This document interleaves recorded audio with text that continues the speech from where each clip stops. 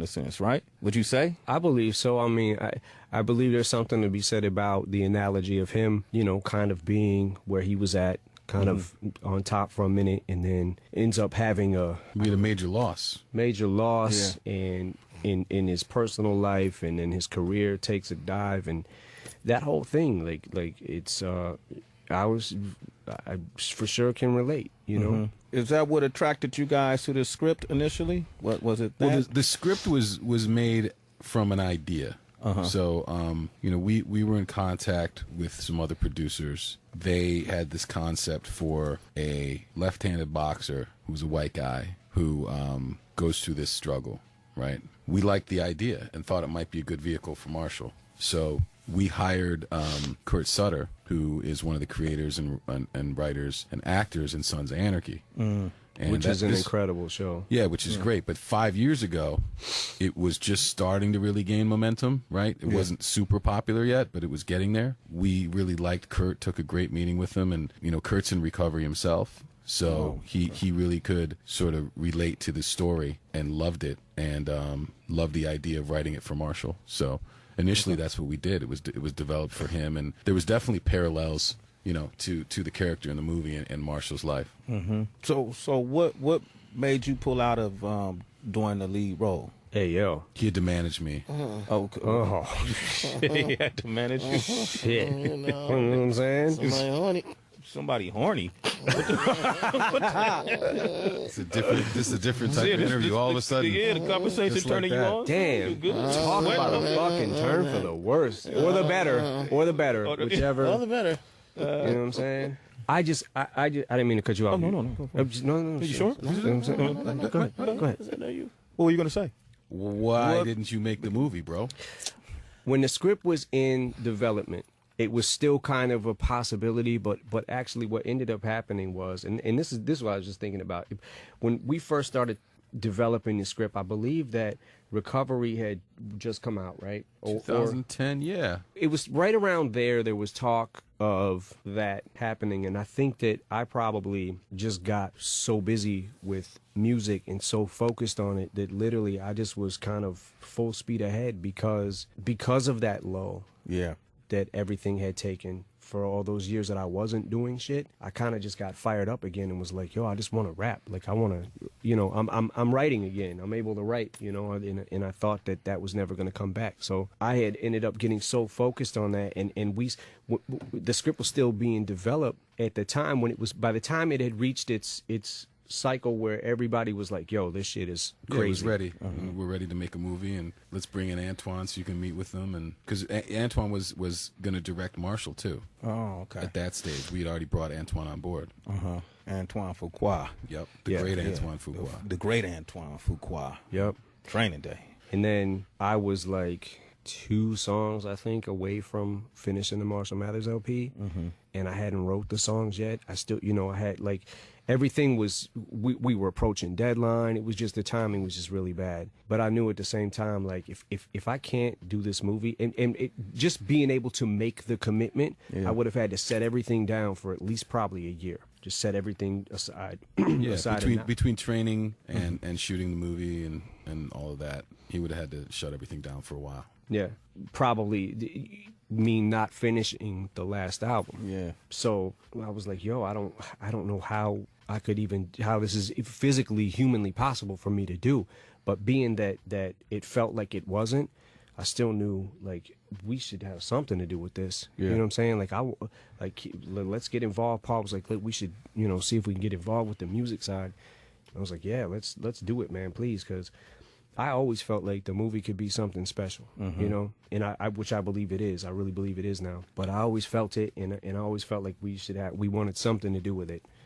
So you guys put together, you pretty much curated the soundtrack. I just don't know what curated means. Oh, okay, man. I've been really studying my vocabulary, man. So I just, every now and then you might hear some astronomical It seems words. like you might have some bars. Yeah. On stash. Stunning a little bit right now? Yeah, a little bit, man. These are words I used to use in my raps before I realized I wasn't great. I'm so discombobulated right now. Damn, you know man. what I'm saying? Damn. What? With the curated word, it's like, You don't know? You got a headache from that? Yeah, you just We're going to play Discombobulated, words man. with Sia real quick. Yeah, discombobulated, Yeah, what's that? I mean, boggled. Yep. that's a video game? Yeah, like the video Oh, game. yeah, The board game. you play, yeah. Boggle. Nigga, I want a boggle. Oh, The same thing, bro. That's what's up. I feel like I'm being bombarded and berated with the ecological Etymology. vocabulatory Oh shit. words. Oh. You know what I'm saying? Yeah. I mean, you know, What the words threw you off? yeah, I got a headache. Me too. I can't, man. So I was just looking at the track listing, man, and man, bro, you put Notorious Thugs on this. Yeah. So that was in the movie. Yeah. When we saw the movie after Antoine circled back and he basically said, "Look, you guys need to help me out. This movie still has M's DNA in it." Anyway, he decided that he wanted to come back and talk to us about music because, you know, when they're doing an edit, they throw things up against the picture and see what works. Okay. Right. So there was a bunch of stuff temped in the cut that we saw, which was probably like 5 months ago. And when we saw that cut, it had M's music in there in the temp. They were using, like, in the training montage that's in the film, they were using an M song, Till I Collapse, right? Mm-hmm. And Antoine's like, I need that. I Yeah. need that shit right there. And we said, look, if we're going to get involved, let's really get involved and do the soundtrack and keep the promise of being a piece of this movie. Yeah. That's when we started working on the original stuff, but then there were some songs that were in the movie that Antoine had placed in there that he was really married to and he thought were really, really great for the scenes. Which ones? So Notorious Thugs was one of them. Oh, okay. And the Weekend song was one of them too. Okay. So there was things that were in there. Wicked Games. Yeah, Wicked Games. So he felt like, which works amazingly in one of the scenes, and he felt like those need to stay. Okay. And here's the spots where I need new stuff from you. So that's what we went to work on. Kings Never Die. And that's one with Gwen Stefani. How do you decide? Like, you just thought she fit that chorus, or? Yeah, it just seemed like the theme of the song was just kind of made sense to me with, you know, kind of where her and I are at in our careers. You know what I'm saying? Mm-hmm. So Been in the game for a minute. yeah, and once you've been doing it for a certain amount of time, it's like sometimes you need things to spark you. Sometimes you need, you know what I'm saying? Like you got to really dig deep because sometimes, and I've always said this, I honestly feel like sometimes it's harder to maintain it than it was to get it. Sometimes you got to go that extra mile. And when I'm writing, if I feel like, yo, that ain't good enough, no, I got to push it further. You know what I'm saying? Like instead of the first thought, like search my brain for the furthest one, you know? Yeah, I felt like it with where she's at and the longevity that and the relevancy that she still has, it just made sense to me. You say a line in it, man. I want to say it's the last verse that's kind of stuck out to me when you did Khalil make the beat for that? And you say Khalil made the beat because I'd rather kill the beat than make it. You know, or I'm paraphrasing, but Khalil on the beat, because making the beat ain't the same feeling to me as killing the beat is, or fulfilling to me is what filling the seat is. Yeah. Oh, wow. Yeah.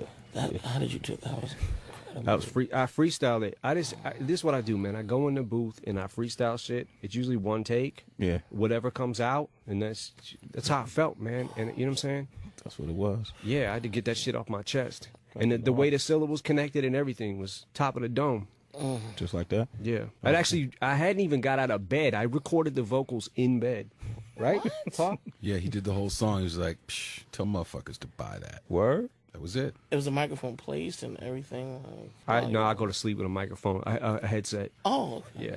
Yeah. Perfect. Got the visual. Relax. Okay. Right. So, Okay. as a producer, not because you produce so much, you know, MCing comes first. MCing always comes first to me, at least right now it does. It's just, what I mean by that statement is when I make a beat, it doesn't give me the same feeling as writing a rhyme does. Like I get a boost from it and I get pumped up, but sometimes it just, I don't know. I was gonna say sometimes when I make a beat, I end up wanting to rap on it. Okay. But it's not always the case. It just sometimes beats speak to me quicker than others. But it just making beats, I like doing it. But it's just not the same feeling of, it just doesn't give me the same feeling as writing a rhyme You does. write that rhyme. I'm curious, as a producer, like who would be your top producers that you know that you? Because I know as MCs you bring up Pharoah Monch, of course, Pac, Big, Nas. But who's some of your favorite producers?